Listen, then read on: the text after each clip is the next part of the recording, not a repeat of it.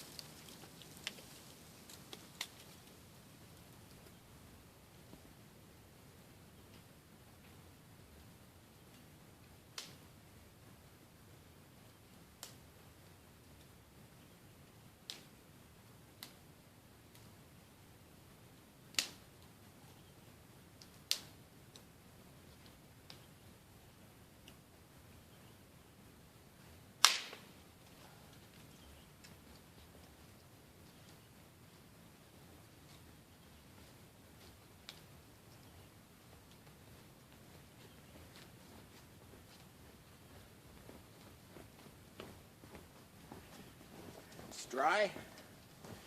It was all standing erect.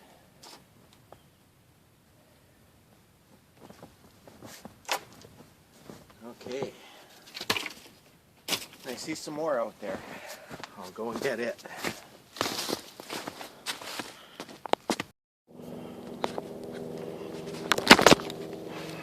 Okay, let's have a look at this fire lay first before I light it off.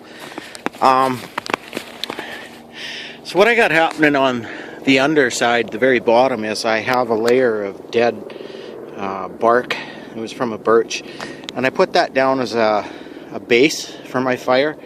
Eventually it'll burn, but it will cushion from the cold a little bit and the moisture. And then you can see I have a little nest of birch bark in there, and I've got pencil size twigs around it. They're a little bit damp, and then I just have larger graduations of wood. And I'm a firm believer in preparing ahead of time, so I packed a little bit of bone dry cedar in with me. So I mean, I'm going to have a fire today. That's not an issue at all. I'm here in my special place under a big spruce, and so I snowshoed in, and I'm down here to just my snow pants and a shirt and a t-shirt and a toque. I'm plenty warm. I'm actually sweating. I had to take my glasses off. They were just fogged. So anyways, today we'll have a nice fire, and I'm gonna yak a little bit about some of the stuff I have in my pack and other stuff.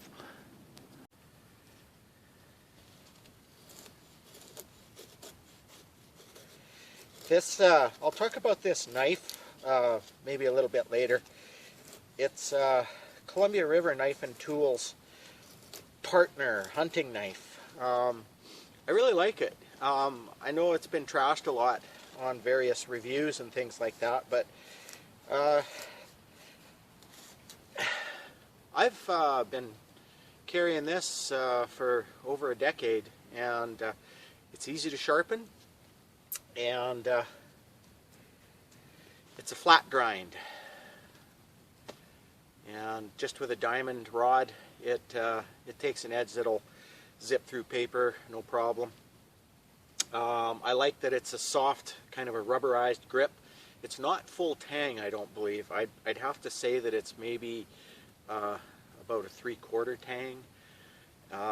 It's stainless steel. It has a really sharp 90 on the spine of the blade, and that's great for fire steel. It also has jimping on the back here, and that's even better for striking with. 2003 vintage, I believe. So we're looking at 13-year-old knife. I haven't broke it yet. I've batoned with it. I've skinned with it. I've done all kinds of abusive things with it. It's a dandy, dandy knife. Righto, what I have here, this is a latex impregnated fabric It's a 4-inch wide, I call them horse bandages. It's stretchy stuff, kind of like it looks like crepe, and it's flammable. It's part of my first aid kit, and just because it's so flammable, I'm going to use it today just to show you what it's capable of.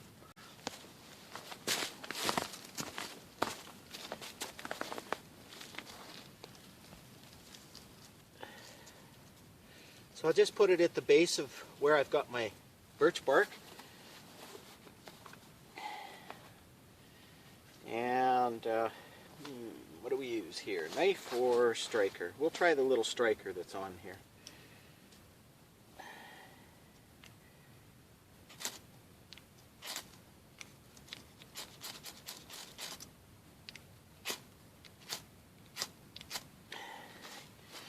Okay, I'm going to have to change my technique a little bit. Put it on a surface I can pin it against. Okay, here we go. I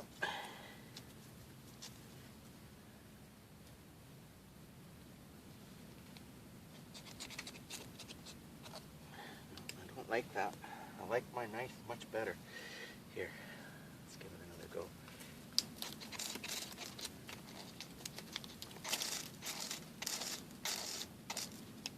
Well, it was burning. Here it goes. Flameage. Introduce that to my birch bark.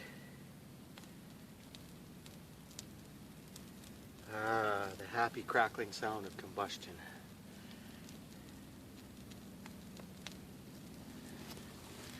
It's a little bit smoky, but it actually had snow on it in places, and it was a bit damp, and it worked just fine. Right, put the fire steel away, zip the pocket up, and there we are.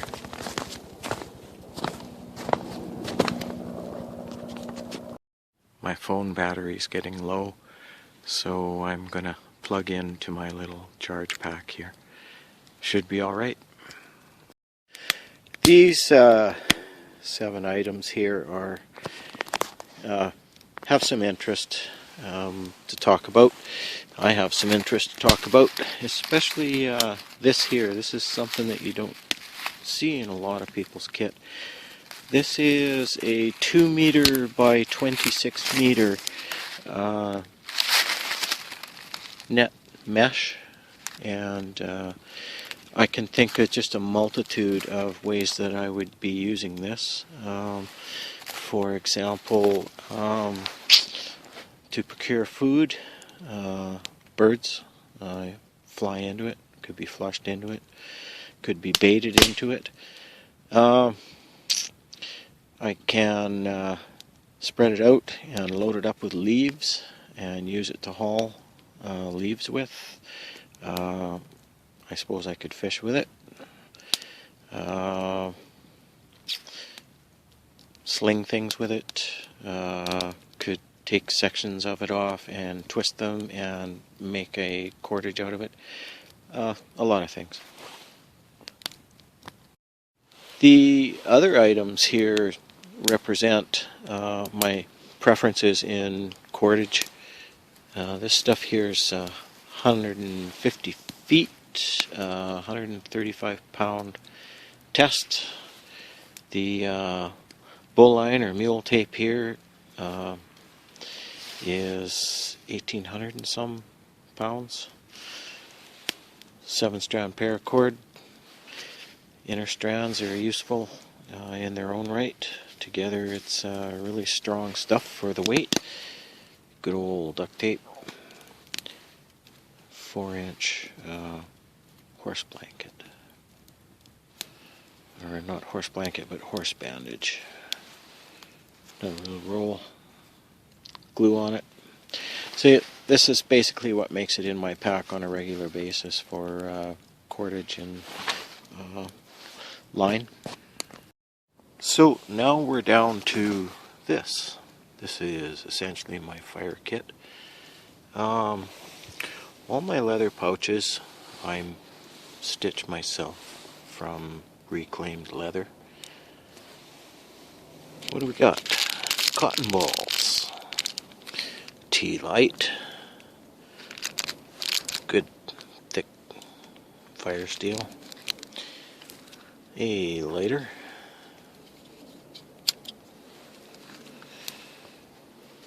and tinder wise, cattail fluff. Give you a good flame, but it's a short flame.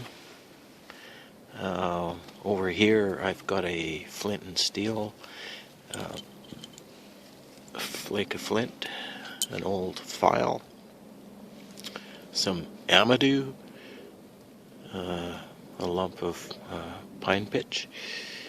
In here I have charcloth and chaga, and a good tight lid that fits on that little tin. There we go. A leather patch here for hanging on to sharp stones, in case I need to nap this. Over here is some turkey tail, some amadou, big bunch of birch bark, and that is more or less how I do fire. Okay, here's food. This is all out of this little dry sack here. On this end, I've got creamer, powdered cream and brown sugar. This is instant coffee. This is raisins. This is hot cocoa mix. This is homemade jerky. Made that yesterday. Here's a pack of commercial jerky. Like mine better. Sorry, whoever makes this stuff, but like mine better. A couple of candy bars with fruit and peanuts and yummy goodness in them. Here's a bag of bannock mix. Can of fish in hot sauce. They're smoked kippers. Or smoked mackerel, pardon me. Pack of smokes.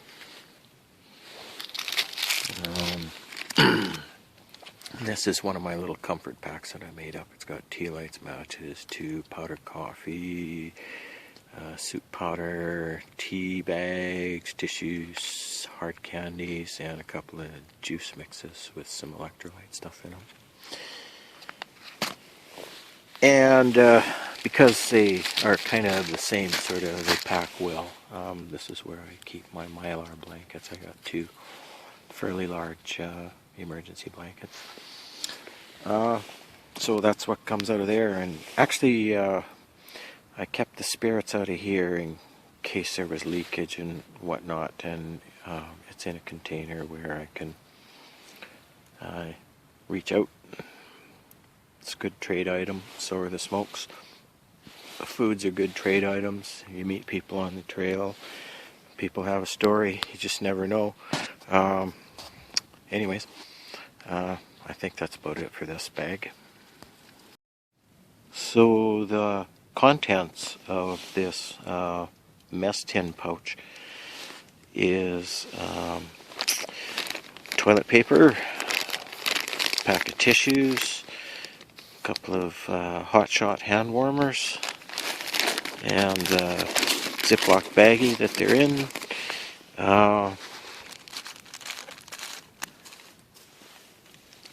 Plasters, knuckle plasters, finger plasters. There's Aquamira Technologies, I think. Filters up to 20 gallons, 99.9% Giardia removal, etc. two pieces together and suck from the one end and from the straw, and it draws the water up and through your straw. This is a 3-liter, 3-quart heavy duty zip top bag.